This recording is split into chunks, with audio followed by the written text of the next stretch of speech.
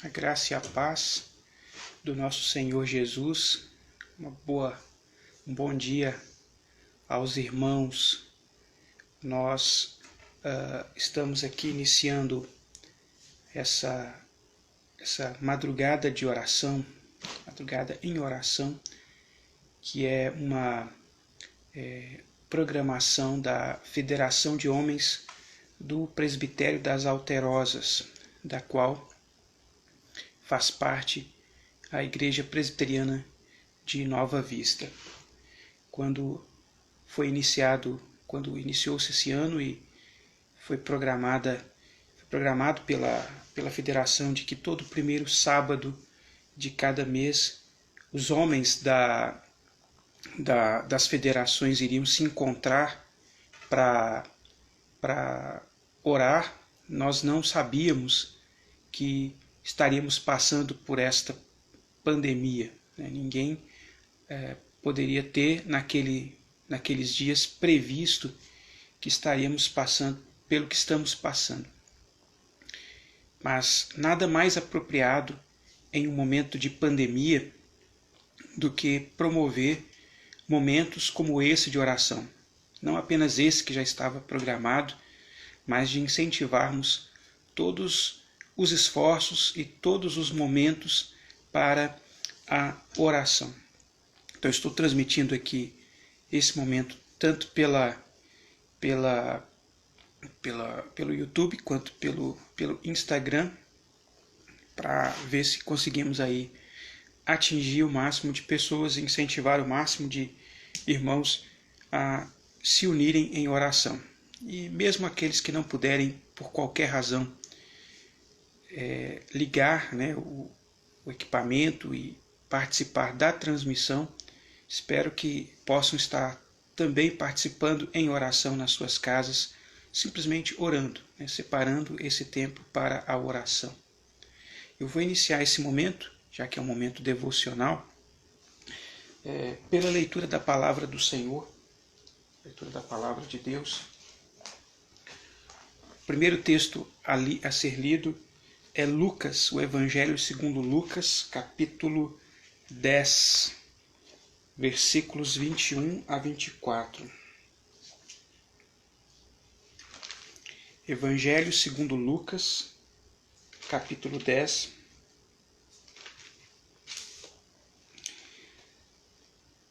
Evangelho segundo Lucas, capítulo 10, versículos 21 a 24. Naquela hora, exultou Jesus no Espírito Santo, e exclamou: Graças te dou, ó Pai, Senhor do céu e da terra, porque ocultaste estas coisas aos sábios e instruídos, e as revelaste aos pequeninos.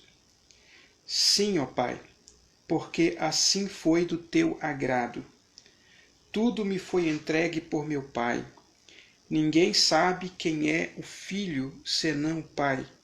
E também ninguém sabe quem é o Pai, senão o Filho e aquele a quem o Filho o quiser revelar. E voltando-se para os seus discípulos, disse-lhes particularmente: Bem-aventurados os olhos que veem as coisas que vós vedes, pois eu vos afirmo que muitos profetas e reis quiseram ver o que vedes e não viram, e ouvir o que ouvis e não o ouviram. Curiosa a expressão inicial desse texto, dessa passagem. Diz que Jesus ele exultou no Espírito Santo. Às quintas-feiras nós estamos estudando com o nosso irmão presbítero Joeliano sobre a unção do Espírito Santo, e particularmente a presença do Espírito Santo no ministério de Cristo. E o texto diz que dentre várias ações do Espírito Santo na pessoa de Jesus, no seu ministério, também estava aqui essa ideia de que ele exultou, ele se alegrou no Espírito Santo. No contexto aqui dessa passagem, nós vemos aqui que é um contexto em que Jesus ele é rejeitado em várias cidades. Ele havia enviado seus discípulos para pregarem ou para o antecederem, antes que ele chegasse às cidades para ali operar, para agir, para manifestar quem ele era. E várias cidades não queriam receber Jesus, não o quiseram receber, a presença ali dos apóstolos, daqueles que haviam sido enviados por Jesus. E podia ser um contexto de desânimo, um contexto de derrota, mas naquele momento Jesus exultou, porque ele olhou para aqueles poucos ali, relativamente poucos, que o estavam seguindo, e disse: vocês são privilegiados. Profetas e reis que viveram séculos atrás queriam estar presenciando o que vocês estão presenciando. Vocês são privilegiados porque vocês foram escolhidos, foram chamados, eleitos para participar de um privilégio.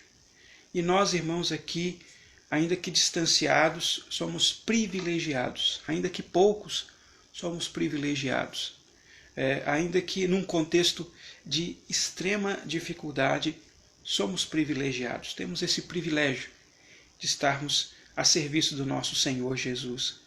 Nós não estivemos lá como estiveram aqueles discípulos para ver e ouvir o que sacerdotes e reis tanto desejaram, mas somos privilegiados por receber o testemunho daqueles homens e de preservá-lo aqui nas páginas da Bíblia e de poder comunicar isso que está preservado nas Sagradas Escrituras, de comunicar a palavra de Deus e de viver por meio dela.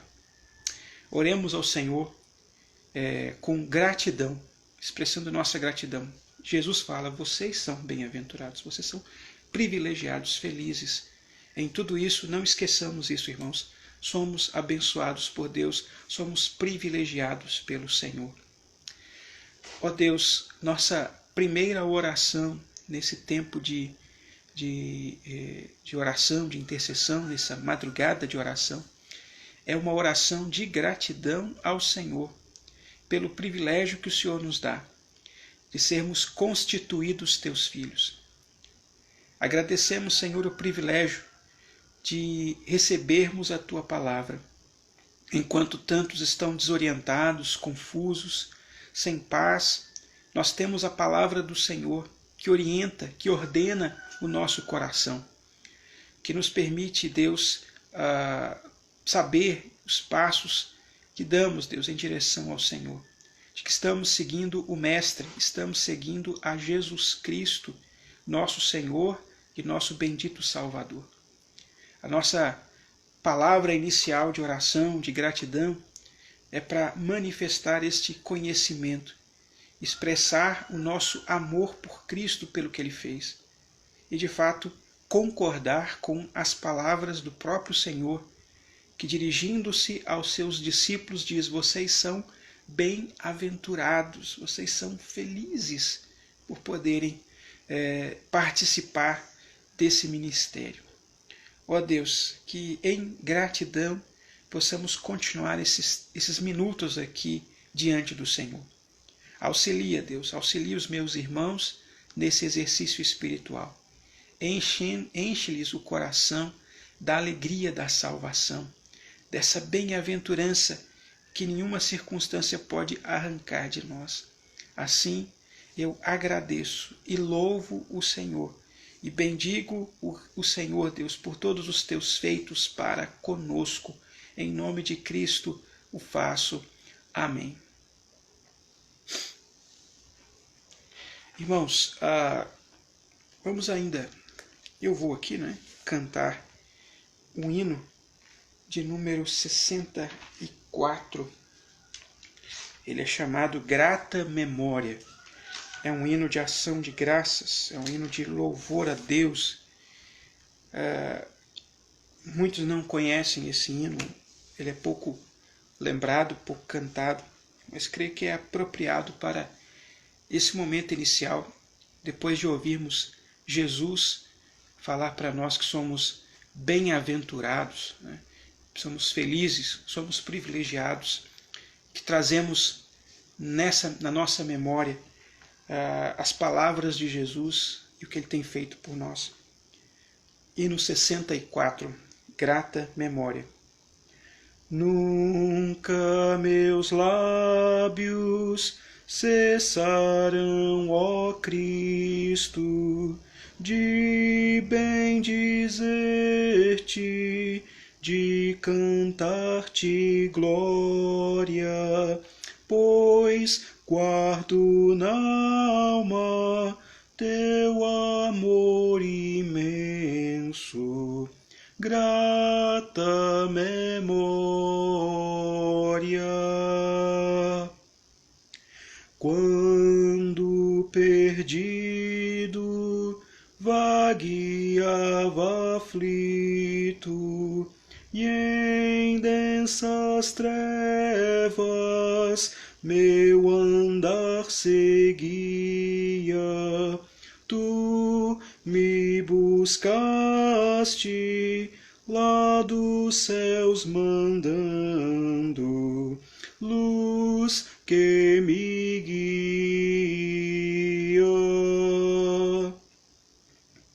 Quando oprimido por mundano jugo e em maus caminhos eu me angustiava, deu-me descanso tua voz tão terna que me chamava.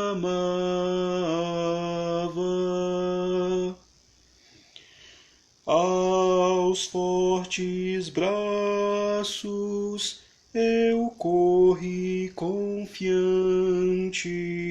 meigo e bondoso, não me recusaste, e em teu imenso, suave amor tão puro, me agasalhaste.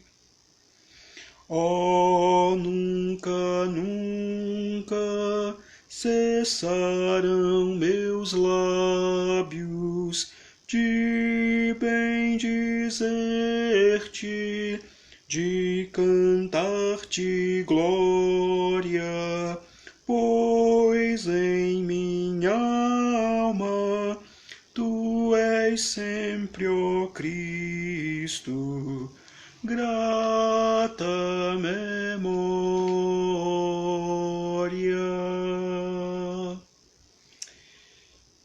Obrigado, Deus, porque de fato o Senhor nos chamou e o Senhor nos atraiu com amor eterno. Andávamos em trevas, como esse hino canta, mas o Senhor dos altos céus enviou a tua luz que me guia.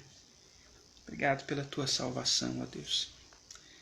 Que o Senhor receba as orações dos teus filhos, o nosso clamor, porque são feitos no nome daquele que nos salva, daquele que veio para morrer pelos nossos pecados, no nome de Cristo. Amém. Irmãos, eu vou ler aqui, convido você também a lermos no texto de Apocalipse, capítulo 2. Lermos a passagem de Apocalipse.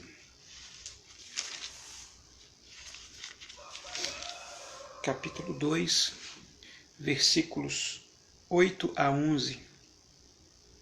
Livro de Apocalipse. Deixa eu escrever aqui.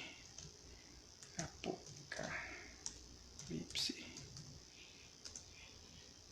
2, de 8 a 11.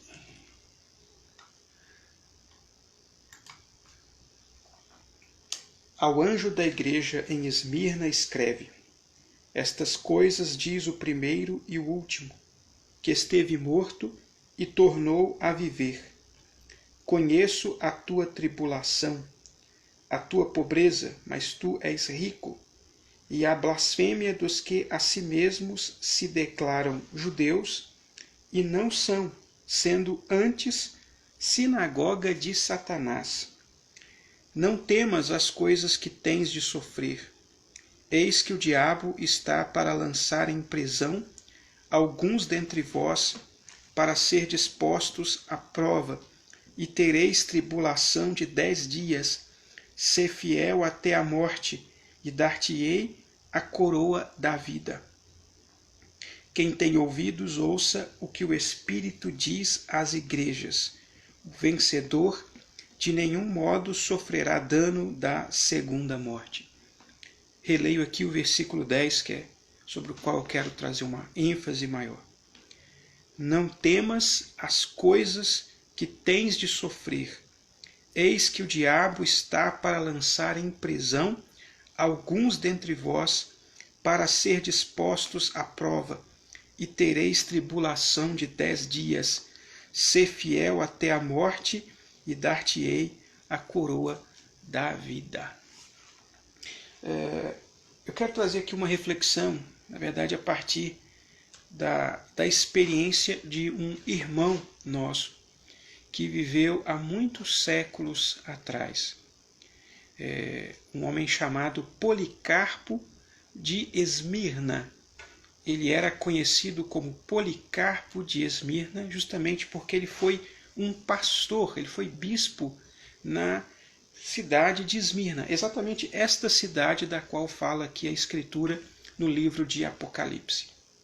Em Apocalipse nós devemos nos lembrar, Jesus ele inicia a sua revelação a João, depois de ter se mostrado numa figura gloriosa.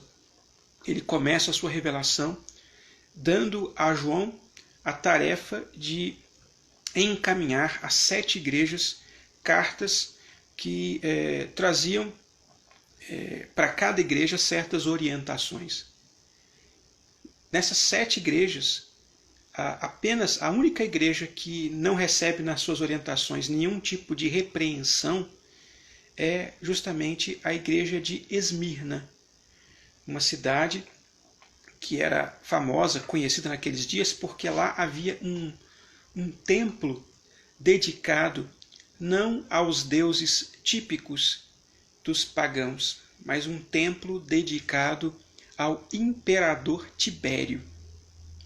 Durante muitos anos, aquele lugar, aquela cidade, ela se orgulhava de ser um dos lugares onde o imperador ele era adorado.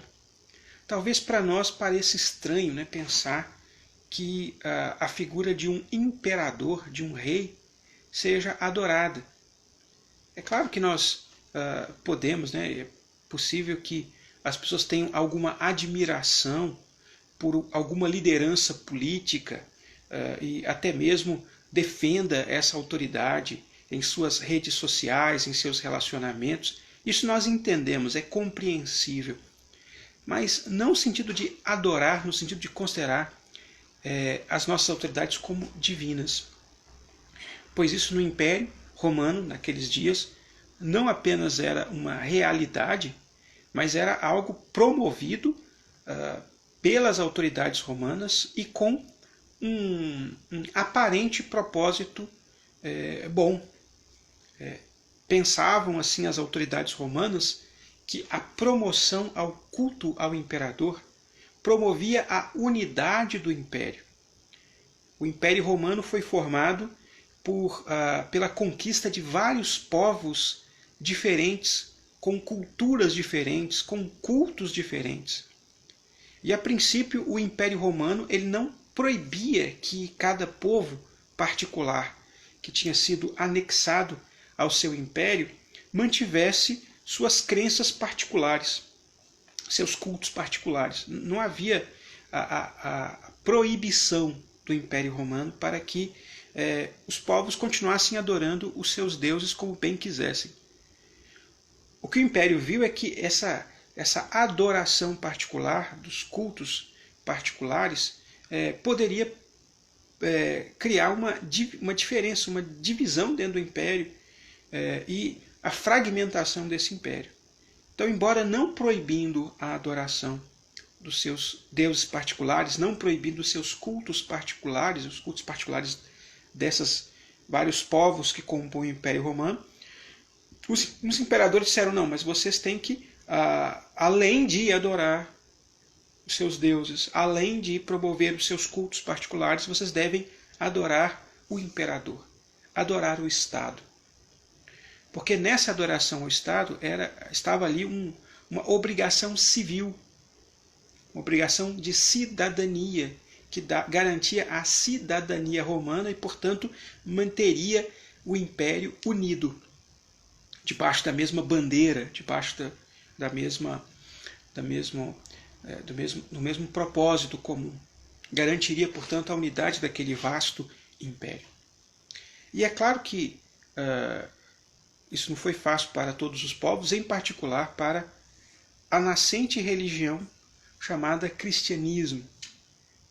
Não era fácil já para o judaísmo, mas o judaísmo havia feito uma espécie de acordo que durou durante um certo tempo, a permissão do culto lá no templo, mas havia também uma grande tensão, mas em particular o cristianismo, que agora avançava para além de um povo, de uma raça específica, mas começava a ganhar e ganhava cada vez mais pessoas de fora daquele segmento original que era o judaísmo.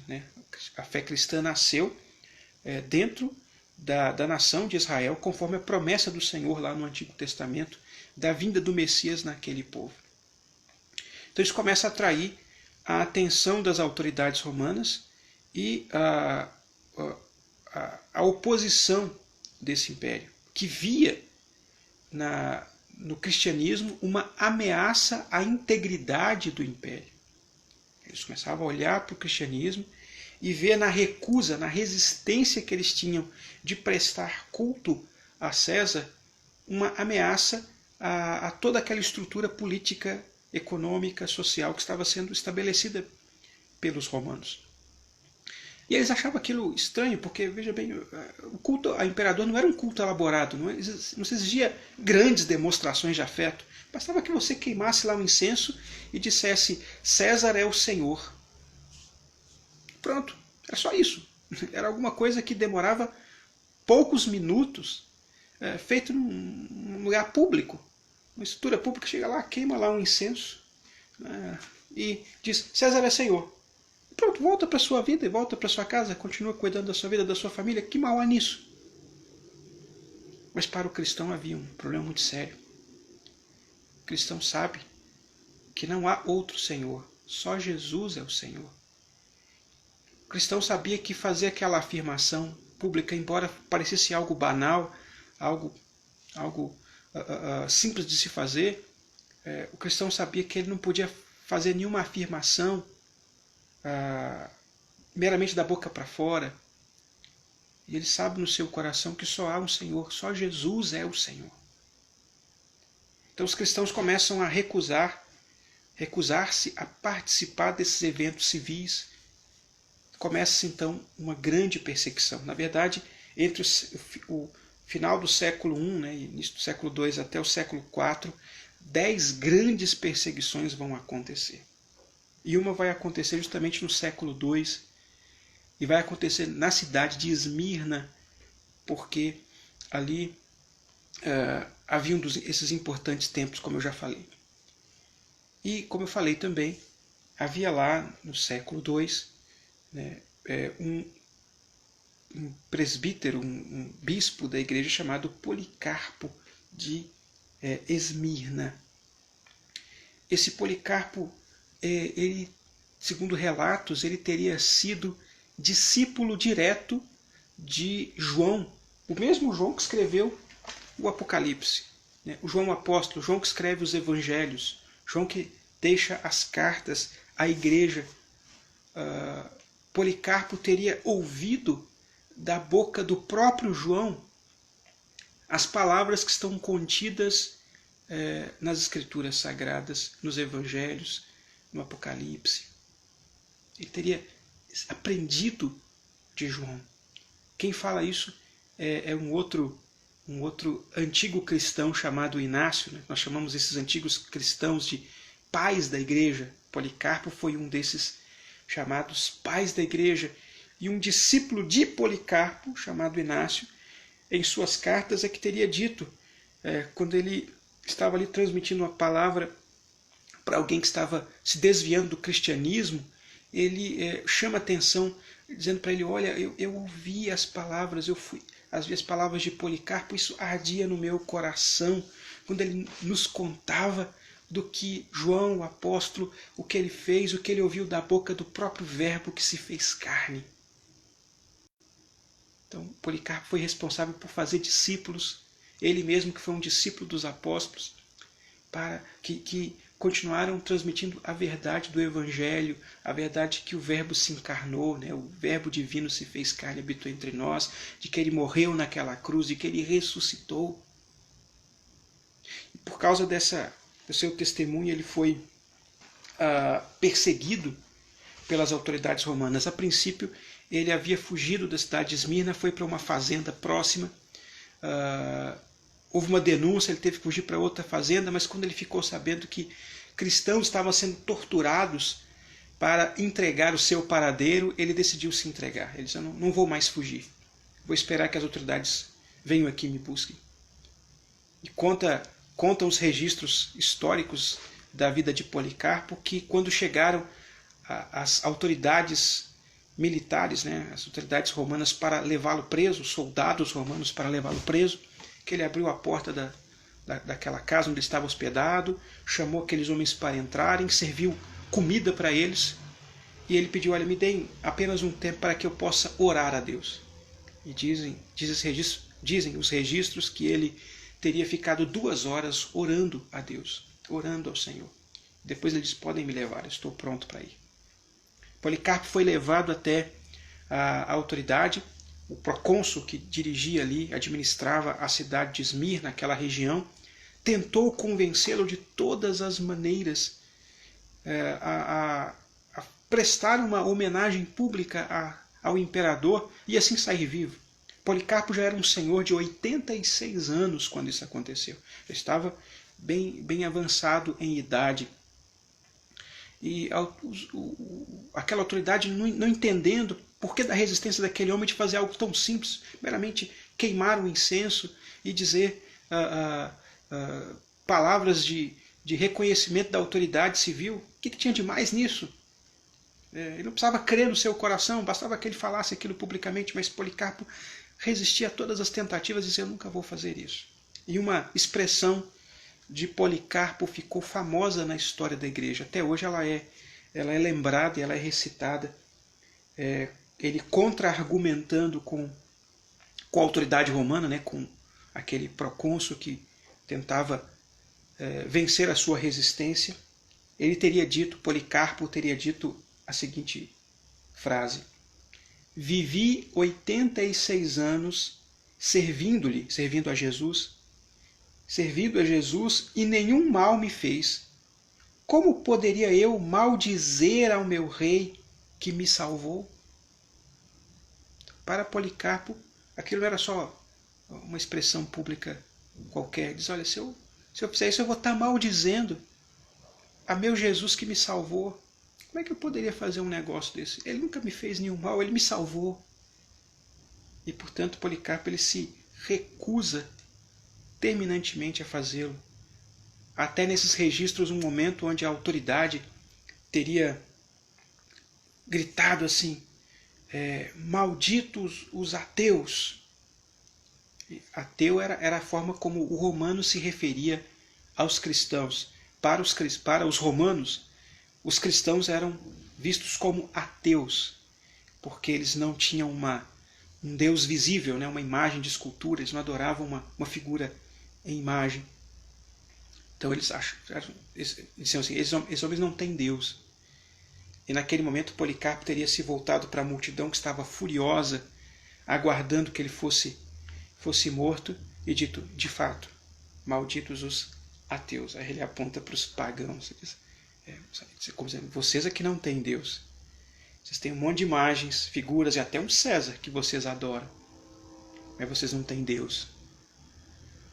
E diante da recusa terminante de Policarpo de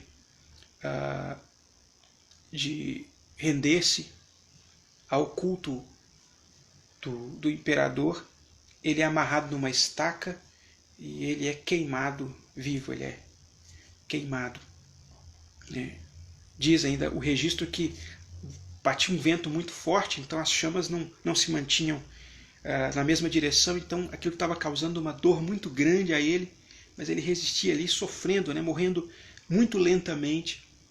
E foi uma cena tão horrível que um soldado romano ficou com pena de Policarpo, sacou uma espada e matou-o ali naquela estaca para abreviar o seu sofrimento.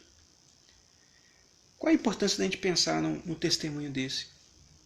É de que talvez a gente pense que essas coisas são coisas muito distantes de nós, né? Não, o sujeito ser morto pela sua fé é coisa que acontecia lá no passado. Quero dizer para você que não. É o que está acontecendo nesse exato momento. Em muitos países, em muitos lugares do mundo, cristãos estão morrendo pela sua fé. E talvez alguns digam, não, mas isso acontece só em sociedades muito atrasadas, coisas tribais, assim.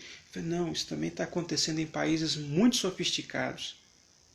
A perseguição à fé cristã acontece, inclusive em países onde as pessoas têm alto padrão de vida, como na Europa, que já foi um continente altamente cristão. E muitos cristãos hoje sofrem perseguição à sua fé, inclusive nesses países, por professarem a sua fé. A China é um país riquíssimo, né, de grande população, mas um país que tem uma grande resistência à fé cristã, que tem igreja, controla igrejas estatais para tentar controlar a mensagem que é pregada, que tem uma grande igreja subterrânea, uma igreja que está crescendo fora do controle do Estado e que o Estado tenta sufocar de qualquer forma. Nós temos a Coreia do Norte, onde o regime comunista tem oprimido por décadas aquele país e submete muitos cristãos à prisão, trabalhos forçados e morte, muitas vezes, por não prestarem adoração ao Deus Estado. A igreja chinesa é perseguida não por ser igreja, por ser cristã, mas por não se submeter ao Deus chamado Estado. Irmãos, esse mal pode chegar a nós aqui no Brasil. Nós já tivemos aí, semana passada, um juiz que já está prevendo aí alguma forma de punição por aquilo que ele vai estar chamando de abuso de poder religioso. A igreja não pode se pronunciar contra esse Deus chamado Estado. Então nós temos que tomar cuidado, porque talvez estejamos chegando mais perto e mais rapidamente do que imaginamos naquele mesmo contexto da igreja chamada igreja primitiva, a igreja dos dias de Policarpo. É em nome de um bem maior, em nome do bem da sociedade, da unidade, né? Alguns falam nem unidade do país, mas global, né? Um novo império está surgindo, chamado globalismo, né? Em nome desse grande império, para o bem de todos. Você pode ser crente dentro da sua casa, mas na vida pública, adore o Estado, fale bem do Estado, sirva ao Estado, queime incenso a esse grande Deus. E talvez os cristãos estejam chegando já muito perto da situação em que vão ter que dizer: César não é Senhor, Jesus é o Senhor. Talvez tenhamos que enfrentar, como Policarpo enfrentou as estacas, o fogo, as privações. E aí eu lembro, para a nossa oração aqui, para orarmos pelo nosso país e pelo nosso mundo, relembro aqui as palavras do versículo 10 do capítulo 2 de Apocalipse. Não temas as coisas que tens de sofrer. Não tenha medo se você tiver que sofrer pelo nome de Jesus. Eis que o diabo está para lançar em prisão alguns dentre vós, para ser dispostos à prova.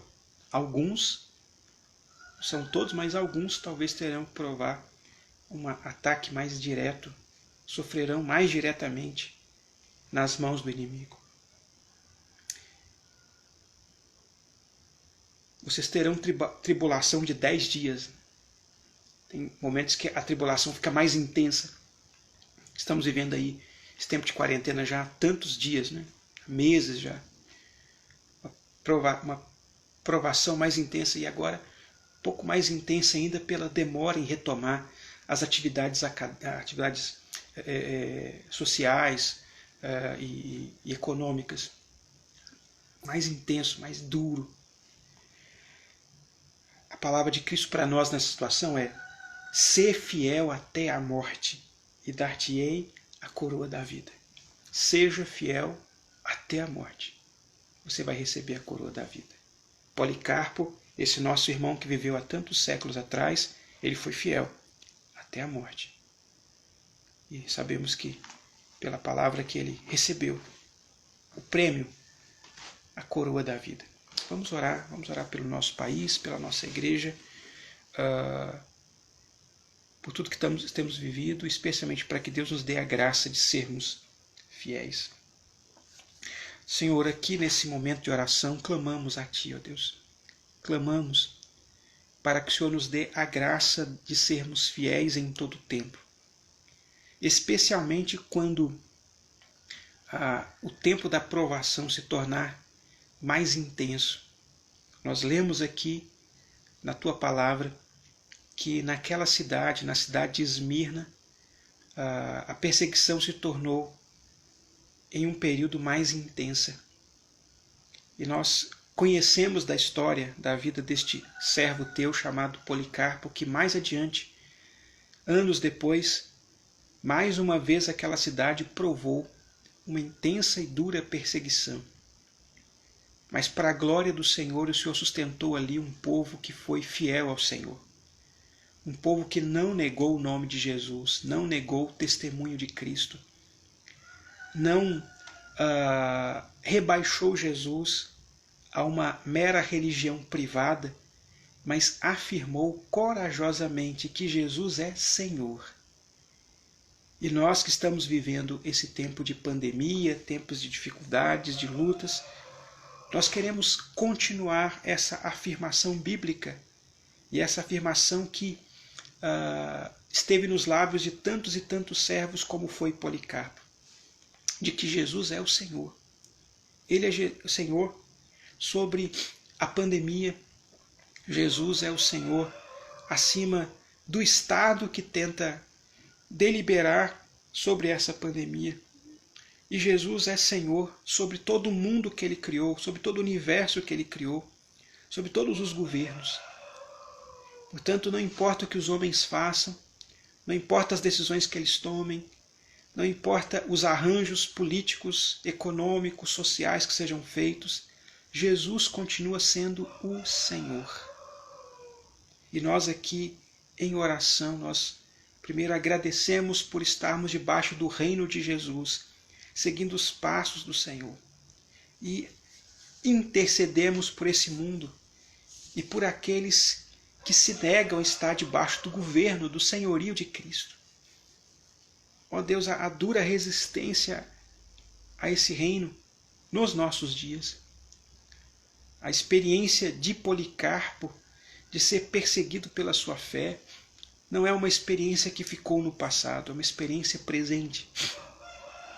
Em alguns estados, em algumas regiões, em alguns momentos, ela se torna mais intensa, mais visível. Mas ela dá também as suas mostras aqui no nosso país, onde nós, pela lei, gozamos de liberdade religiosa. Estamos percebendo, Senhor, cada vez mais certos elementos se formando, certos acontecimentos se dando no mundo, que mais e mais tendem a limitar a prática da nossa fé, tentam jogar a prática da nossa fé para dentro de um templo fechado ou para dentro de uma casa fechada, sem a liberdade de expressarmos isso publicamente. Ó Deus, dá-nos a fidelidade à mensagem do Evangelho, porque nós que conhecemos a Tua Palavra sabemos que a fé, ela deve ser anunciada, ela deve ser vivida, ela deve ser expressada em todas as áreas da nossa vida. Não apenas quando nos reunimos privativamente num templo ou em um lar, em uma casa para adoração, mas quando vamos para a rua, para a nossa prática, para a nossa vida comum, para tratar dos nossos negócios, para exercer a nossa profissão, para interagirmos socialmente. Jesus é Senhor da nossa vida toda. Ele é Senhor daquilo que pensamos, daquilo que comemos, daquilo que vestimos. Jesus é Senhor dos nossos relacionamentos, da forma como nos tratamos, como maridos tratam suas esposas, esposas seus maridos, pais a filhos, da maneira como nós negociamos, como nós auxiliamos aqueles que estão passando por necessidades. Enfim, em Jesus nós temos aquele que é Mestre e Senhor de toda a nossa vida. Então, como igreja, nos levantamos em clamor a Ti. Nós temos muitos motivos para orar. Queremos que essa pandemia acabe, queremos que as autoridades sejam sábias nas deliberações para isso, queremos retornar à nossa vida comum. Mas mais do que isso, Deus, dá aos Teus filhos, dá à Tua igreja, dá aos meus irmãos essa fidelidade para vivermos a nossa fé no Senhor Jesus e para levarmos outras pessoas a conhecerem a Jesus também como Senhor e como o Salvador de suas vidas.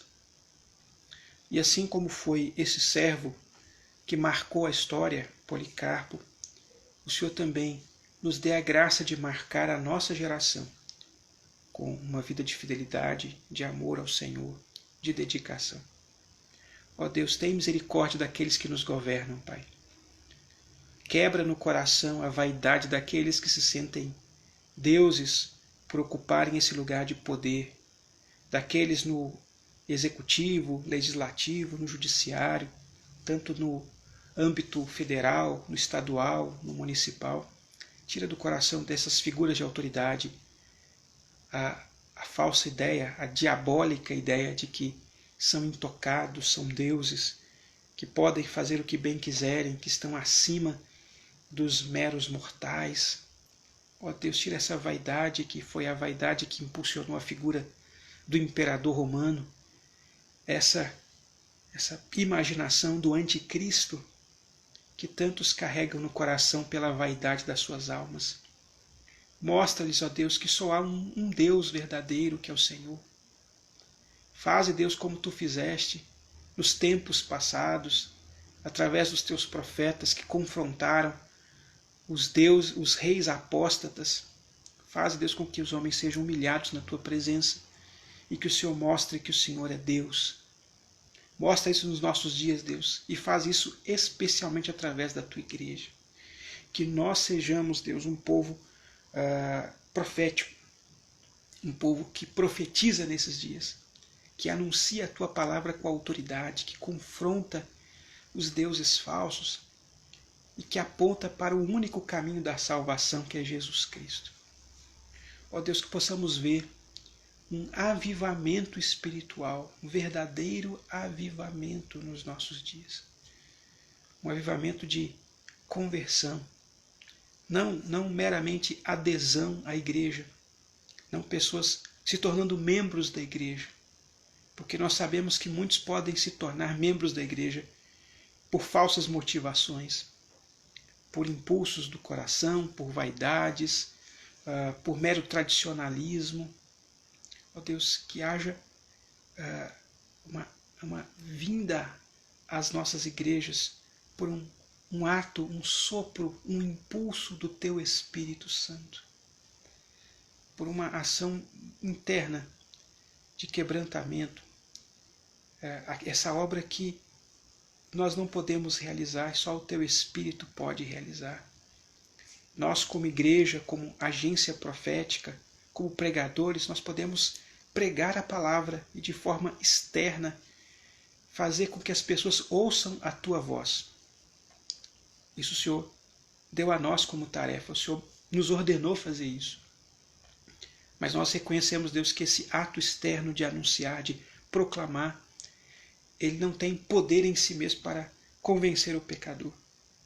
Não são as nossas palavras meramente, mas o Teu Espírito, por meio delas, soprando no coração a palavra e promovendo uma regeneração, um nascer do alto, um nascer de novo. Possamos ver isso acontecendo no nosso país, de pessoas sendo quebrantadas, pessoas vencendo as vaidades do coração, os vícios, sendo libertadas de cadeias de corrupção, de miséria, de opressão maligna, de possessão demoníaca, pessoas sendo libertas, Deus, de viverem na promiscuidade, na vida de engano, de adultério, de morte, de tentativas de ataques contra o outro. Ó Deus, pessoas se arrependendo e publicamente confessando os seus pecados, confessando a sua miséria e recebendo do alto a luz do Senhor, a luz do Teu Evangelho, a luz da Tua graça. Que isso aconteça nas autoridades, Senhor, que nos governam. É a Tua palavra, através do Teu servo, o apóstolo Paulo, que nos diz que devemos orar por todos os homens, pelos reis, aqueles que são investidos de autoridade. Porque até entre esses, Deus, há aqueles que haverão de conhecer o Senhor Jesus, haverão de ter aqueles que vão se converter ao Evangelho. Então oramos, Deus, para que as autoridades também tenham a grata oportunidade de se renderem ao senhorio de Cristo e através de Jesus, através do reino de Cristo em seus corações, ordenar toda a sua vida, inclusive a maneira como administram a coisa pública. Estendemos a nossa intercessão para os nossos irmãos desses vários países e regiões onde a perseguição, a opressão é mais intensa e mais direta. Ó Deus, que eles sejam fiéis, fiéis até a morte, como diz a Tua palavra, reconhecendo que está reservado para estes a coroa da vida. E usa o seu testemunho, Deus, para que o poder das trevas caia. Durante anos, séculos, o Império Romano resistiu. Eles tentaram calar a voz do Evangelho, mas o Senhor, mais e mais, através do sangue dos mártires, o Senhor foi levantando mais e mais aqueles que estavam dispostos a serem fiéis até a morte, que não cediam a essa opressão, que viviam essa fé com intensidade, com amor ao Senhor. Faz-nos ver isso mais e mais também nos nossos dias, nesses países.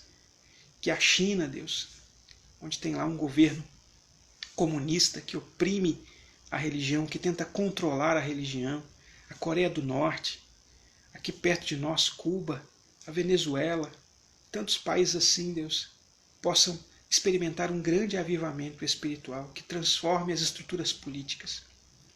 Que em países que já foram berço do cristianismo, como na Europa, que estão agora enfrentando um declínio terrível, um secularismo, uma frieza espiritual, ó Deus, gera um avivamento espiritual nesses lugares.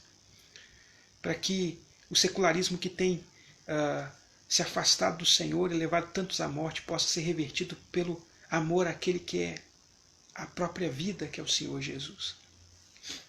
Que em países distantes, Deus, vivem ainda sistemas tribais, isolados, Deus, ali chegue a voz do Evangelho, para que os falsos deuses caiam e a luz da graça do Senhor brilhe ali, e haja alegria, a alegria da salvação nesses povos. Sustenta, Deus, os missionários que estão trabalhando arduamente na proclamação do Teu Evangelho. Sustenta, Deus, aqueles que estão plantando igreja nos lugares distantes do nosso país, em lugares difíceis também, de dura resistência. Cerca-os, anima-os, sustenta-lhes, Deus. Ajuda-nos, ó Pai. Como igreja do Senhor, nós pedimos, dá-nos a alegria de participar dessa tarefa. Eu oro pela Igreja Presbiteriana de Nova Vista. Oro, Deus, pelas igrejas do nosso presbitério, que estão também agora, nessa madrugada, promovendo momentos de oração como esse. Oro, Deus, para que o Senhor ajude os nossos irmãos a vencermos toda a ação maligna, Deus, e sermos fiéis até a morte. Que a nossa confiança esteja no Senhor. E levanta mais e mais a tua igreja em oração. Ajuda os meus irmãos que estão passando por alguma necessidade específica, alguma privação, alguma enfermidade, ou que estão enfrentando luto, Deus, por alguma perda. Ó Deus, seja o Senhor o consolador, aquele que fortalece a igreja, fortalece o teu povo. Eu oro assim, Pai, no nome de Cristo. Amém. Irmãos, estamos chegando perto do fim aqui desse momento de oração e oro ao Senhor para que o Senhor esteja nos ajudando, nos auxiliando. Lembro os irmãos de que, apesar de vivermos aí nessa quarentena, de que nós retomamos já há algumas semanas o nosso culto público de domingo.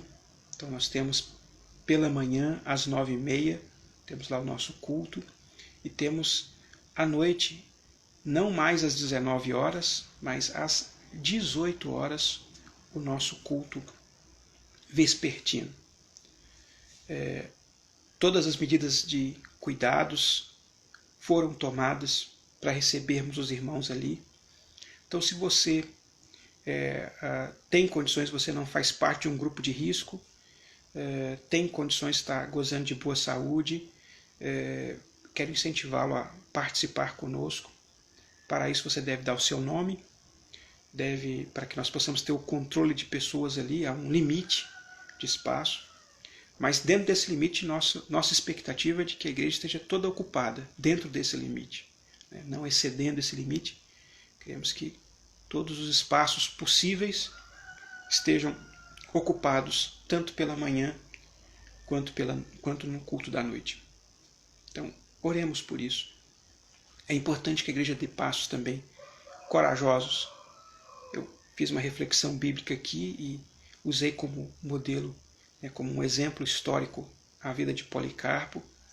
Dias difíceis, dias de decisões difíceis que a igreja tinha que enfrentar, mas dias também que a igreja se posicionou corajosamente. Então é preciso que os irmãos, dentro da medida da prudência, do bom senso, se posicionem corajosamente. E isso fará diferença. Não porque há poder em nós, não é por nós, por causa do Senhor. Porque é assim que Deus age na história, assim que Ele agiu nos dias apostólicos, nos dias dos pais da igreja, ao longo da história inteira, onde quer que a igreja tenha avançado, Deus fez assim, Deus fez através de instrumentos frágeis como eu e você. Eu não sou nada, você também não, nós somos uma casquinha. Mas Deus usa esses instrumentos frágeis para fazer conhecido o seu nome. Então que você, meu irmão, você que participa em alguma dessas frentes aqui, eu estou com duas redes sociais ligadas ao mesmo tempo, né? Tentando fazer essa experiência aí. Ore nesse momento, clame ao Senhor e dê passos significativos de fé no meio dessa pandemia, incentivando a Igreja do Senhor a marchar adiante. Então vamos encerrar esse momento. Vou encerrar com a oração que o Senhor Jesus mesmo ensinou aos seus discípulos, conforme ela está registrada no Evangelho de Mateus, no capítulo 6. Evangelho de Mateus, capítulo 6, versículo 9 ao 13. Portanto, vós orareis assim, ensinou Jesus, e oremos assim, segundo as palavras do Senhor. Pai nosso que estás nos céus, santificado seja o teu nome. Venha o teu reino. Faça-se a tua vontade, assim na terra como no céu. O pão nosso de cada dia dá-nos hoje. E perdoa-nos as nossas dívidas, assim como nós temos perdoado aos nossos devedores. E não nos deixes cair em tentação, mas livra-nos do mal, pois teu é o reino, o poder e a glória para sempre. Amém.